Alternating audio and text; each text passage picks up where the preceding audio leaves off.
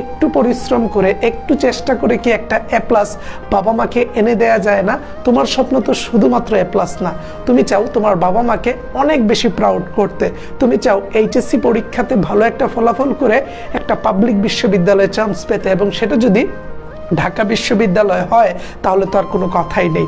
So এই 70 ডেজে তুমি একটা পড়ার রুটিন মেক করো। সেই পড়ার রুটিনের মধ্যে তুমি দেখো কোন টপিকগুলো তুমি অনেক ভালো পারো, সেগুলোকে রিভিশন দাও। কোন টপিকগুলো তুমি একটু কম বুঝো বাট একটু চেষ্টা করলে পারবা, সেই বিষয়গুলো কোনো বন্ধু বান্ধবের সাহায্য নিয়ে বুঝে ফেলো।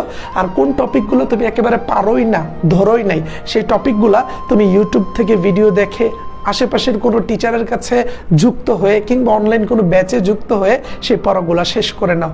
এই 70 দিন পরে কিন্তু তুমি চাইলেও আর একটা দিন বাড়িয়ে পড়াশোনা করতে পারবে না। সময়ের কাজ সময়ে করতে হয়, এখনের কাজটা এখন করতে হবে। এইচএসসি 25 ব্যাচ ভালো ফলাফল করতে হলে এই 70টা দিন তোমাকে লেগে থাকতে হবে, এই 70টা দিন হার না মানা পরিশ্রম করতে হবে। আমি তোমার মধ্যে একজন বিজয়ীকে দেখছি, আমি তোমার মধ্যেই একজন এ প্লাস প্রাপ্ত স্টুডেন্টকে দেখছি, আমি তোমার মধ্যে একজন ঢাবিয়ানকে দেখছি যে এই 70 ডেজ তার বাবা মায়ের জন্য পড়াশোনা করে হলেও সে তার স্বপ্নের বিশ্ববিদ্যালয়ে চান্স পাবে, এইচএসসিতে একটা পারফেক্ট রেজাল্ট তৈরি করবে।